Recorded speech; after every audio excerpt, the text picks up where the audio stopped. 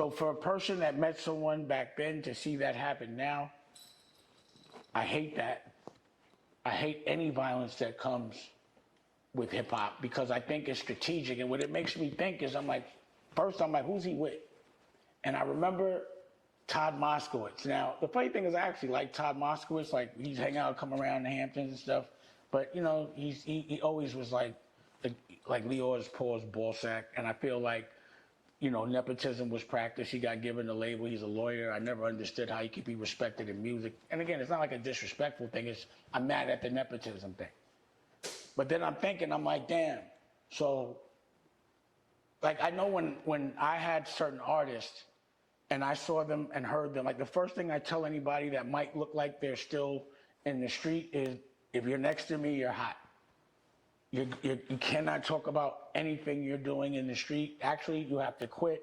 They are watching. This is the advice I give because I know. Like, the way I was raised and the people I observed, like, I wasn't even allowed to have tattoos, period. You couldn't have anything that could get you pointed out.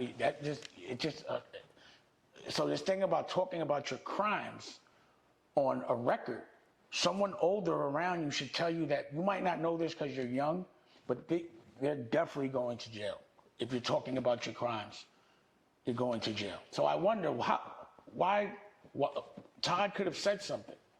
He knows, I know he knows what's going on. Just because he's white doesn't mean he doesn't know what's going on. It's the reason why he signed it. And then I wondered, did he have an insurance policy on him? Whether he dies or goes in jail, how much money he would make. And then I look at who raised him, it's Lil. And that's where that YSL shit is going on. So Todd got one that's now in jail, and Lil got one that's going through it right now. And then I look at all the other people where nepotism was practiced. They all have artists that either have been killed or they're in jail. And I think to myself, I'm like, damn, is this like turned into like some kind of like police organization? Because if someone's making money, like someone's giving, like the record company gives the money to an artist that they know is doing things in the street and maybe giving that money to other people to do things that are illegal, how come the record company's not responsible? If someone gets convicted for a crime based on what they said in their raps that the record company that funded it pushed, why does that record company still get to keep the money? I'm just thinking, these are my thoughts. And maybe it's because of my PTSD and, you know, when I think about the destruction and the pattern, like, God damn.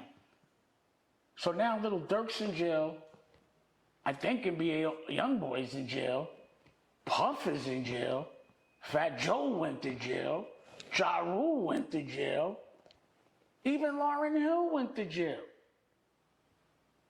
Is going to jail one of the things, like when you're in the street, or at least anyone that's really in the street, you know that there's a really like maybe a 90% chance you're gonna have to do a bid at some point.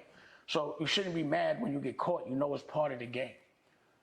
And this thing of hip hop, you're taking someone that just came from the street without telling them the rules of not being in the street and putting them in front of a camera where dopamine makes you high enough because you feel good that people are reacting to what you're saying to make you say things you wouldn't normally say. Sometimes I'm looking at people get interviewed and I can see the dopamine kicking in and they start saying things that are going to hurt them later. And I'm like, they're high on the dopamine. And I just feel like as an executive, someone that's been there so long, that's seen all of this, like for me, number one,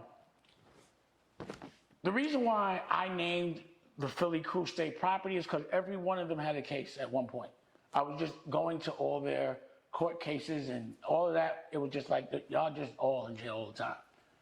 And what happens to me, when I get money with somebody, they're a certain kind of family.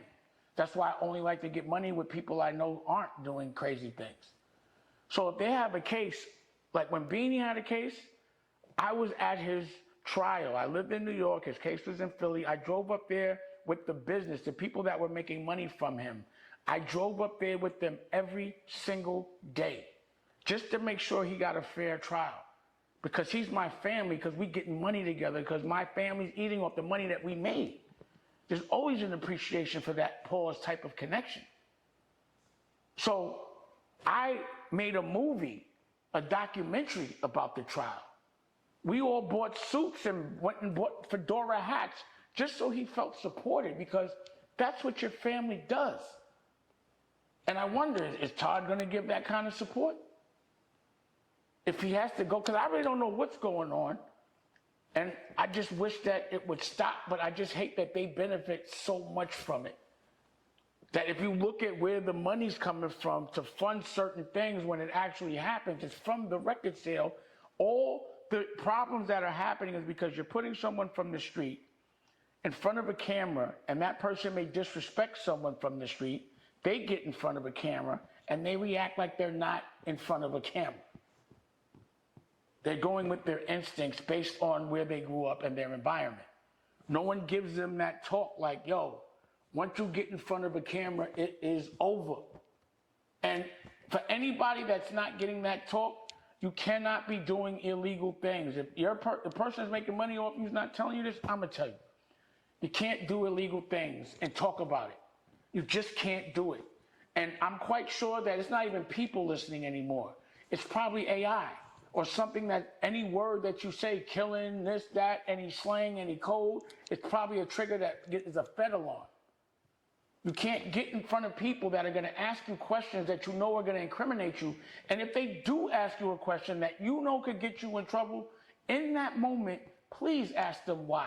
Are you asking me that knowing that that can put me or my friends in jail? So when people do that, I don't think it's by accident. I think it's on purpose. And why wouldn't you, based on the environment right now? So again, I'm upset because I saw someone with potential get caught up again. Another artist that I met, that I tried to give some advice, that got caught up in someone else's agenda. And now someone's like, we got him too. And more have to pause come with. Hopefully, again, I just wish peace for everybody.